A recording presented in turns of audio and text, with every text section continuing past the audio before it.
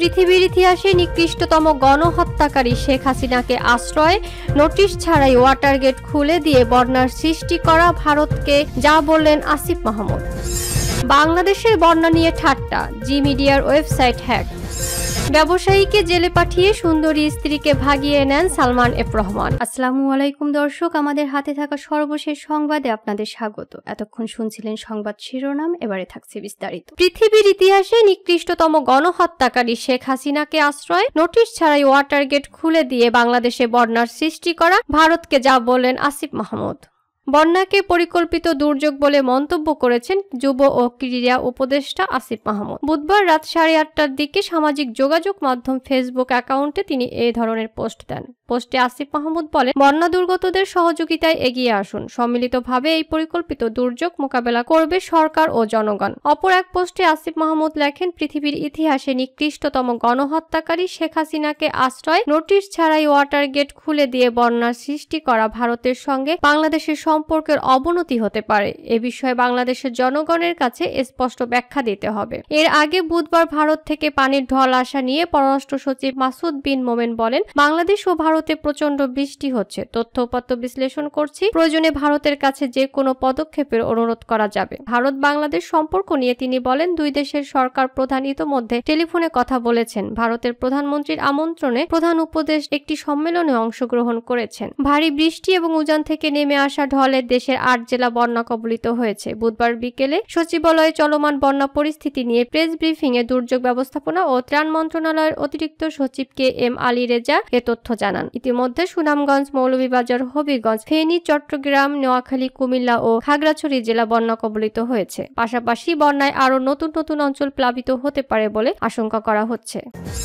বাংলাদেশের বন্যা নিয়ে ঠাট্টা, জি মিডিয়ার ওয়েবসাইট হ্যাকড।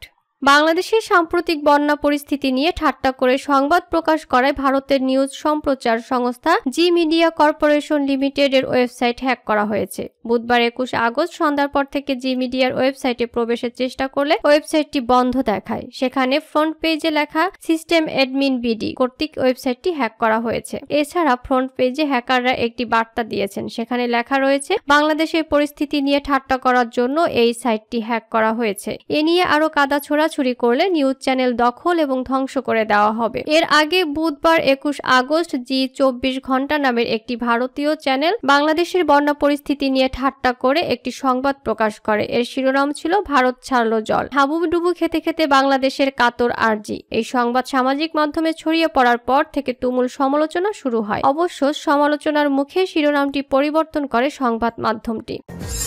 ব্যবসায়ীকে জেলে পাঠিয়ে সুন্দরী স্ত্রীকে ভাগিয়ে নেন সালমান এফ রহমান।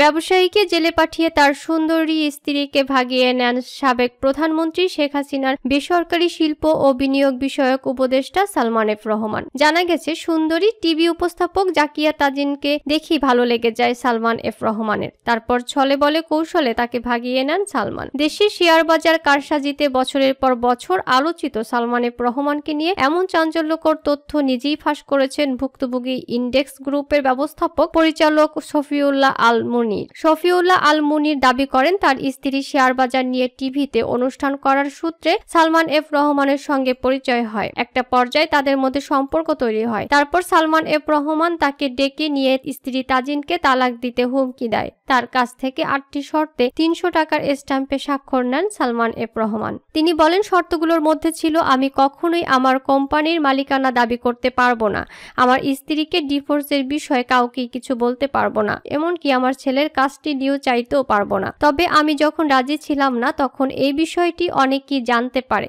এক পর্যায়ে আমি 1 মাস গুম হওয়ার মতো ছিলাম। হামলা মামলার ভয়ে ততস্থ থাকতাম সব সময়। পরে 2020 সালের দিকে আমার স্ত্রীর সঙ্গে ডিভোর্স হয়ে যায়। প্রসঙ্গত, ছাত্র জনতার প্রবল আন্দোলনের মধ্যে 5 আগস্ট শেখ হাসিনা পদত্যাগ করে দেশ ছাড়ার পর আত্মগোপনে চলে যান অনেক মন্ত্রী, এমপি ও আওয়ামী লীগ নেতারা। তাদের মধ্যে আত্মগোপন করেন সালমান এফ রহমান। গত 13 আগস্ট সাবেক প্রধানমন্ত্রীর বেসরকারি শিল্প ও বিনিয়োগ বিষয়ক উপদেষ্টা সালমান এফ রহমানকে ঢাকার সদরঘাট এলাকা থেকে গ্রেফতারের কথা জানায় ঢাকা মহানগর পুলিশ। কোটা সংস্কারের দাবিতে আন্দোলন চলাকালে ঢাকা কলেজের সামনে সংঘর্ষে এক হকার নিহত হওয়ার ঘটনায় নিউ মার্কেট থানায় করা হত্যা মামলায় তাকে গ্রেফতার দেখানো হয়। পরে তাকে 10 দিনের রিমান্ডে পায় পুলিশ।